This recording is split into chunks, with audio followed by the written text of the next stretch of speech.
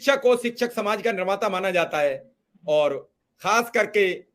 कहा जाता है बच्चे इस देश का भविष्य होते हैं, बच्चे इस देश का कर्णधार होते हैं। अनुदेशक और शिक्षा मित्र कर्णधार और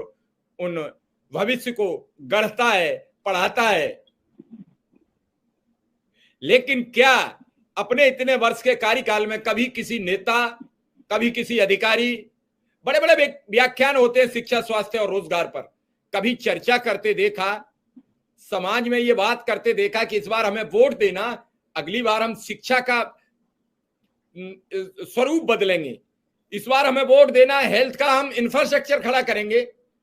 इस बार वोट देना हम रोजगार की गंगा बहा देंगे, एक घर से एक व्यक्ति सरकारी रोजगार या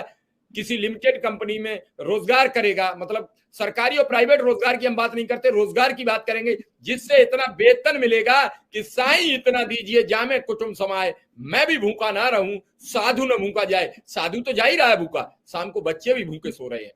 बच्चे भी महीने हो जाते हैं, 2-2 महीने हो जाते हैं, सब्जी का मुंह नहीं देखते हैं, बाजार की टॉफी नहीं जानते हैं, बाजार की मिठाई नहीं जानते हैं, और तो और वो पत्नी, वो बूढ़ी माँ कपड़े नहीं जानती है, खुद बच्चे नहीं जानते कि मेरे बाप भी कहीं नौकरी करते हैं। जी सर, आपका बहुत बहुत आभार। और वास्तव में जिस प्रकार से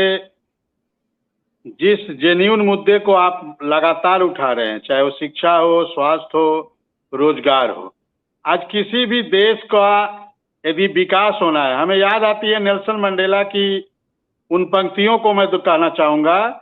कि नेल्सन मंडेला जी ने कहा था कि किसी देश को यदि बर्बाद करना है तो वहां एटम बम गिराने की आवश्यकता नहीं है, वहां मिसाइल दागने की आवश्यकता नहीं है, उस देश की शिक्षा व्यवस्था को आप इतना खराब कर दो, इतना कंडम कर दो कि वो देश अपने आप बर्बाद हो जाएगा। तो वही हाल स्वास्थ्य के बारे में है। बातें तो बड़ी लंबी चौड़ी होती है, लेकिन जमीन पे वो कितना धरातल पे उतर पाता है, ये एक चिंतनीय विषय है। जब चुनाव आता है तो बड़े बड़े वादे होते हैं, लगता है कि यदि उसका 10% भी वास्तव में पूरा हो जाए चुनावी घोषणा पत्र का, तो ये देश का कायाकल्प हो जाएगा। लेकिन वो चुनावी घोषणा पत्र, हमें तो नहीं लगता है चुनाव के बाद यदि वो पार्टियां जीत के आती भी है तो उस घोषणा पत्र को देखने का भी काम करती है। अब अनुदेशक के मामले में ही देख लीजिए, हमें याद आती है, बार बार हम आपके चैनल के माध्यम से कहते हैं कि 2017 में का जो विधानसभा चुनाव हो रहा था, उससे पहले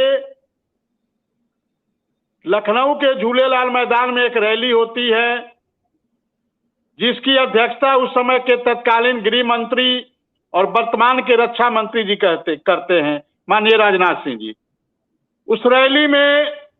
लाखों लाख संविदा कर्मियों को बुलाया गया था, भारतीय जनता पार्टी के द्वारा बुलाया गया था। उस रैली में उस समय के राष्ट्रीय अध्यक्ष माननीय अमित शाह जी को भी आना था, लेकिन वो किसी कारणवश नहीं आए थे,